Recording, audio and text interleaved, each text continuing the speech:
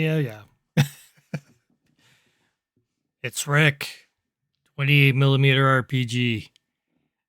We're back with Max again. Second video in a row here. It's interesting. Every once in a while, I'll go ahead and get time to go ahead and watch people's videos, and at least this one is only a couple of days old. But it's related to our RPGs, just about having fun. And he was making a comment basically on the what's it called, the Black Lodge guys, and which cool because Shauner kind of mentioned them on a video, did a video on them, and I joined up because they're kind of on that same sort of thing that I'm trying to do, is bring back role playing into my life. And what Max here is saying is RPGs just about having fun. And there was a little bit of a question about that with, I realize what they're talking about. The Black Lodge is talking about kind of like, we're goofing around, or are we, actually getting to the heart of things and role playing here? Because everybody wants to be in character and stuff like that, right? So as soon as you start breaking character and you start laughing, it kind of, it's, I mean, to me, it's okay. I've like, I don't want to do it all the time, but there's sometimes where the players do something that's just so darn funny you can't stop but laugh. And I've been guilty of bursting out in laughter in my live streams, because I think some of the stuff the guys come up with are hilarious, or it's just like something slapstick happens, or something. I don't know. There was a few times where somebody said something and it just kind of came off kind of weird, but it's part of the experience, is having those, okay, we're out of character just for a second, just to kind of laugh about it. Okay, now let's get back into character again. And it's, to me, that's totally allowed. It happens. You can't be a stiff upper lip all the way through the session. Otherwise, what kind of I have a humor. Everybody has a humor bone. It might be a dark humor bone or something like that, but every once in a while, it's somebody's going to hit it, and and you start laughing. So does it? I mean, it's what it is. It doesn't, to me. It doesn't detract really. You get back into it. You start role playing again, and and just be in character. And part of that is the fun. You have to realize the fun is, like, you get into the character, you're into the session, you totally forget about time, which is the reason why I go ahead and put a little timer on my sessions, because I don't want to go into that 3 hour mark by accident. Hour and a half is all that I'm giving myself, and my buddies for showing up, and I'm grateful for them for enduring an hour and a half of having to be on the spotlight, in the eye of the camera, on internet, for everybody to see and laugh at. But part of the thing is being able to laugh at yourselves, and and just have the experience to play something that you usually don't, and go through an experience that you would probably never go through in your life, and explore what the possibilities are for you as playing the character living vicariously as this fighter pilot um, in the Zodani forces or whatever, whatever it is that that it is that your character is trying to do or achieve in the game.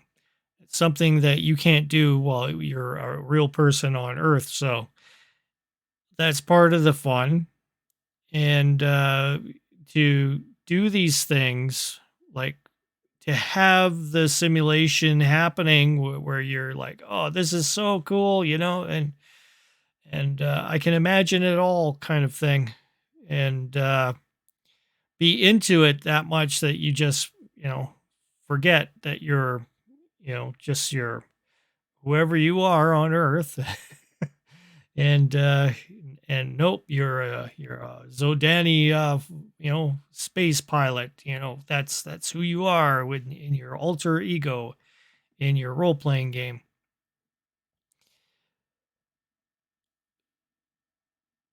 So, I mean, that's I kind of almost lost kind of train of thought there because I knew I was going to probably verge into something um, um, off topic, but I won't.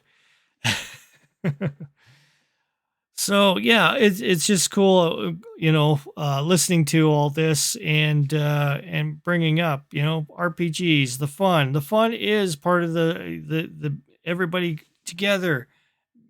It becomes that story that you talk about at the end of the session, going, "Wow, that was cool. We did this, this, and this," and you're able to, have that movie experience. And this is where I was going to go kind of off tangent, but get that movie experience or that reading the novel experience, but you're playing a role playing game instead, and you are in control of a large part of that of what's happening.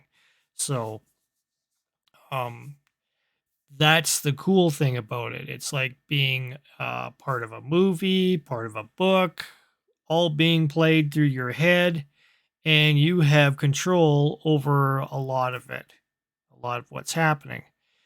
Uh, but you have to realize other players are there too, so it's a shared experience, and you have to realize how sharing works in the entire, role playing game. Same with the game master. The game master is, I'm thinking about the rules and everything, but at the same time, I'm trying to put together something that would be believable in that kind of a thing, whatever it is we're playing, fantasy or sci-fi, and to, you know, kind of adjudicate all the things that are happening, which are not related to the control of the players. And that's my contribution to the whole thing. And the players can do what they're going to do, and I will just end up being the reactionary to a lot of the stuff, or maybe I'll put in something that will provoke the players to do something in a direction or something, or give them a lead into something that they've been searching, and we explore that. And like I said, saying with my last video, I really don't come up with the whole thing all at once. I don't come up with a whole concept for the current role playing game that we're playing. I have an idea of what's in a location, and I have an idea of how NPCs are going to react or counter react given the actions of the players, and that includes organizations and monsters, and not just the NPC, the barber or the shopkeeper or whatever. I have to, also keep in mind, the organizations that are, at play and what their goals are, and, keep that all in line and play it through that way.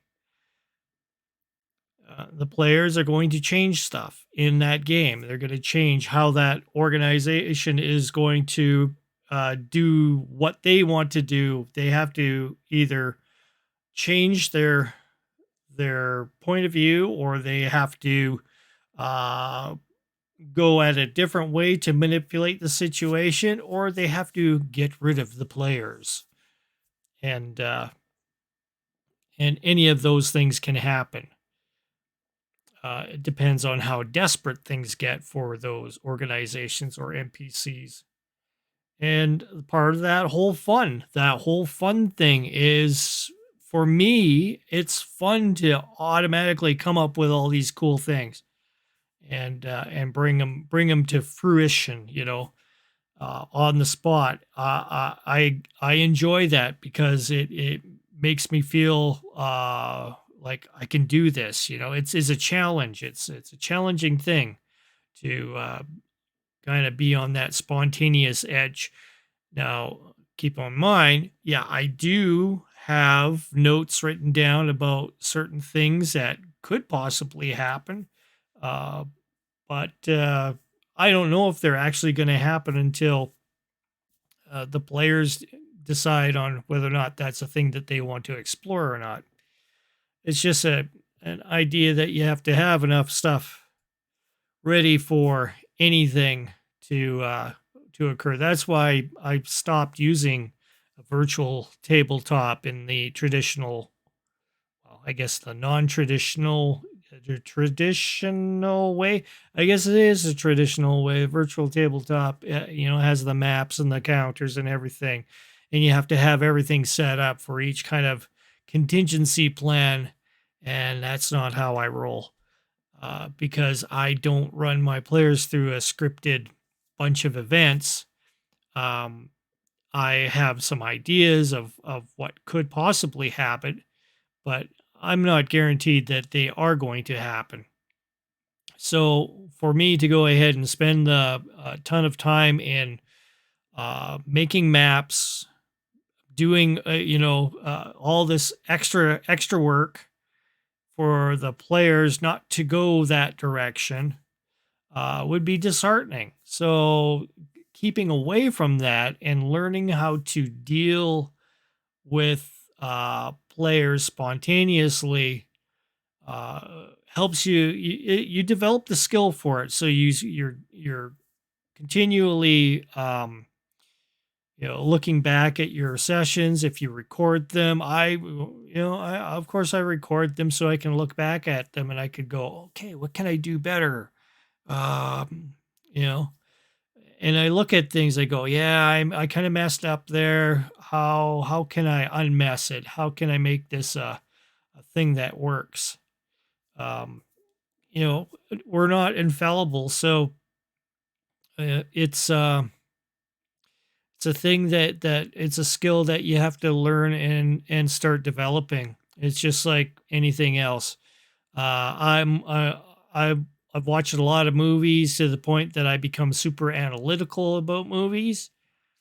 Um, so now whenever I watch a movie, I'm like totally the worst person to be watching a movie with, because I'll be like, oh, or not this again. I know what's going to happen. This is going to happen. Then my wife goes ahead and hits me because I kind of gave away the plot now.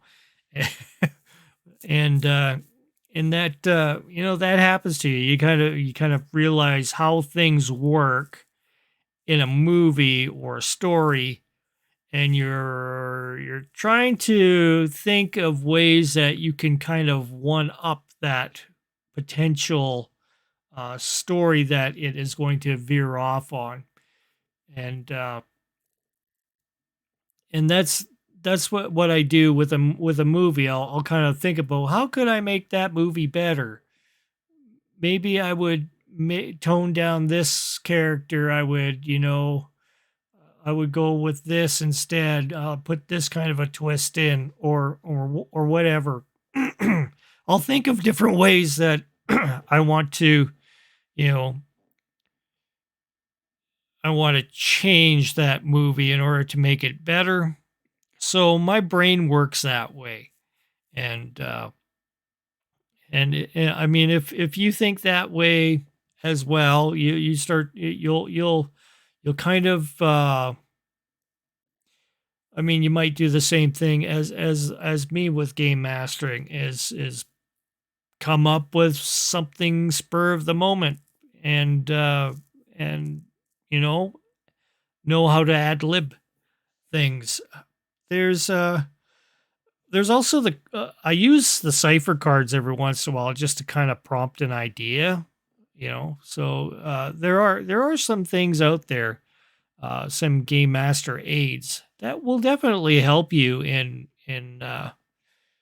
prompting more spontaneous ideas. And the cipher cards, especially the Game Master Intrusion ones, are really good for that because there's not just one thing on those cards. There's like a handful of ideas on those cards, and you just kind of pick the one that works. There could be like three different ideas on each card, and depending on what kind of a situation is, it's pretty easy to kind of either look at those, three ideas on each card, and and if there isn't anything that pertains to the exact moment that you are in that predicament, you can take a look at it and kind of twist it in a way that it works with the situation. They're very vague. They're vague, a lot of vague kind of open ideas that will work. Some of them are, more pinpointed, but come up with some great ideas, especially with a fantasy or science fiction kind of role playing, because it's all kind of a fantasy thing, anyways. And you know, if some sort of thing starts sprouting out of a player, some sort of like fungus starts growing in and out through his body and stuff like that's happening. It's not implausible, especially when it's either fantasy or fantasy science fiction. It's all fiction anyways, and the players are going to react. Maybe this fungus ridden person becomes a zombie, a fungus zombie or so. And now we got the whole genre of games out there that or movies that you're suddenly seeing nowadays, coming up about the fungus zombies. But you want to be a little bit more original than that. So maybe it's not going to turn out to be that way. But the players are going to be like, oh, they're going to be doing all kinds of things to go ahead and dispose of that body. They don't want to be poking and prodding. There's going to be a NPC scientist in there saying, no, we must preserve the body, and we must see how this is reacting at the cellular level, and the players are going, no, we know what's going to happen, and you just have it not happen that way. But people can still get infected by this fungus, and it's not a good thing. So. Maybe they start, when they start, inhaling the fungal spores, they start hallucinating or something like that, and maybe that's the whole twisty kind of thing. You could go all over the place and come up with different kind of ideas, and to me, that's fun. And then to look back at it, I'm going, yeah, that was pretty cool. Really pulled that one out of my ass. And it sometimes it works, sometimes it kind of works. I don't think I've had anything that's totally failed. So it's I mean, as long as everybody's having fun, it's a win-win, right? And players have different fun in different ways, of course. So, and once again, it goes back to that, talking about simulationists and narrativists or um, gamist or whatever. There's different things that people like in each role playing game.